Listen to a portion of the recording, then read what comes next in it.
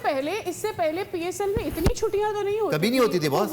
आपका कोविड में भी ये होता था, कोविड में बबल में आप आ जाते थे, बहुत मुश्किल वक्त गुजारा है खिलाड़ियों को आपने रखा है।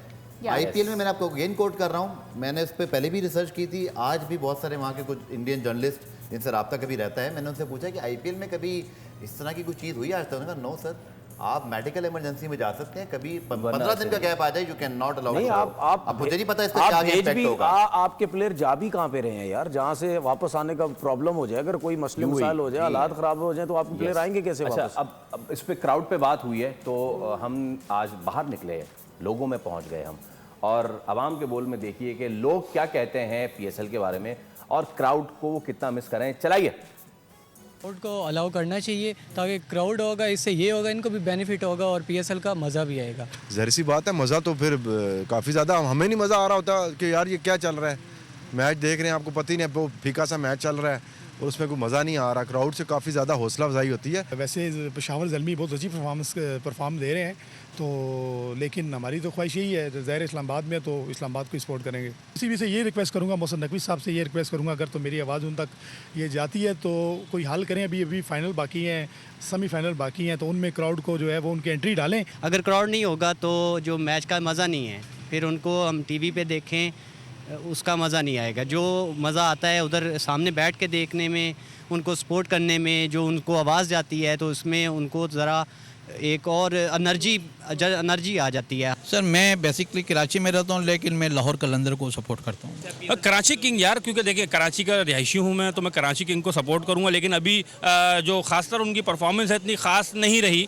ऑडियंस होनी चाहिए, क्योंकि ऑडियंस से ही गेम होती है। देखिए ये जो कराची वाली बात है ना फैसल, कराची में रहने वाले बहुत सारे लोग हैं, वो समहाउ कराची को सपोर्ट नहीं कर रहे। नहीं, कराची को सपोर्ट नहीं करते, और जब मैच होता तो जाते भी। लेकिन मैं अभी तनवीर से कभी चल रहे थे, कराची को सपोर्ट नहीं करते तो जाएंगे किसके लिए? ये जब चल रहे थे आपके वॉक्स पॉप, तो मैं तनवीर को कह रहा था, मेरे गुड सेगमेंट चलें, कहीं तो आवाम की एंट्री हुई, हमने आवाम को आवाज भी पहुंचा दी। लेकिन डू यू थिंक कि क्राउड ना होने से और क्राउड होने से प्लेयर्स पे भी कोई फर्क पड़ने वाला है? बहुत ज्यादा। तनवीर आपके साथ बैठे हैं, 100% ये पूरी स्पोर्ट्स की थीम ही एक है, एक अपने मुल्क की नुमाइंदगी करना, या अगर आपको पीएसएल जैसा इवेंट खेलने मिल जाए, उससे बड़ा जो एक प्लेयर, पैसा वैसा सब दूसरी चीज़ें हैं, ये भी होता है इंपॉर्टेंट, लेकिन जो प्लेयर को एप्रिसिएशन मिलती है, जो वो खेलता है पूरी दुनिया के सामने दाद वसूल करता है, इसका तो कोई मोल ही नहीं है। तनवीर साहब गलत कह रहा हूँ? देखिए उसमें बिल्कुल, देखिए अब 60,000 लोग बैठे हैं, 1 लाख लोग अगर बैठे हैं, 30,000 भी बैठा है, 30,000 भी बैठा है,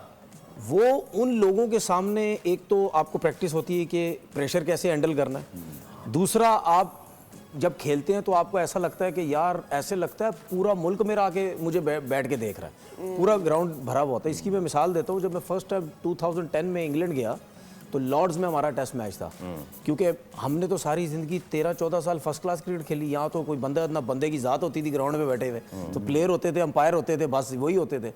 अब जब मैं वहाँ गया 2010 में, जब पहला बॉल हुआ है, पहले तो मैं बैल्कनी में जाके खड़ा हुआ, मैंने ग्राउंड देखा, मैंने बोला ये तो वहाँ दूर तक भी कोई वाइट कलर भी फेंक दे तो टिश्यू भी फेंक दे नजर आ जाएगा, इतना खूबसूरत ग्राउंड हुआ है।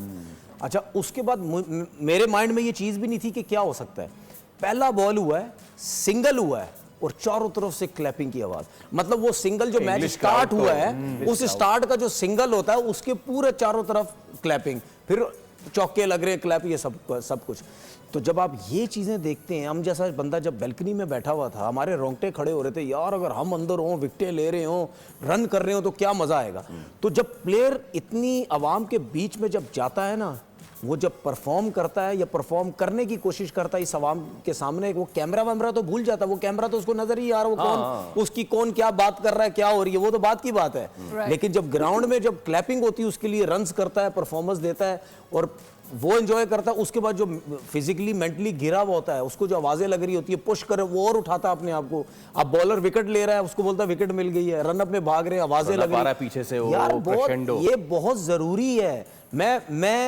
मैं जरूर ये चीज कह सकता हूं कि अभी जो लड़के खेल रहे हैं ना, ये एंजॉय नहीं कर रहे होंगे, बिल्कुल बिल्कुल एंजॉय नहीं कर रहे होंगे। क्रिकेटर जितने भी खेल रहे हैं एंजॉय नहीं कर रहे होंगे, सिर्फ वो क्या कर रहे हैं, कॉन्ट्रैक्ट हुआ है, पैसा मिल रहा है, आओ जी अपनी परफॉर्मेंस दो, अगले साल के लिए अपने चांस पक्का करो, ये सब कुछ हो रहा है। जो क्रिकेटर्स होते हैं ना, क्रिकेटर, अच्छा दोनों के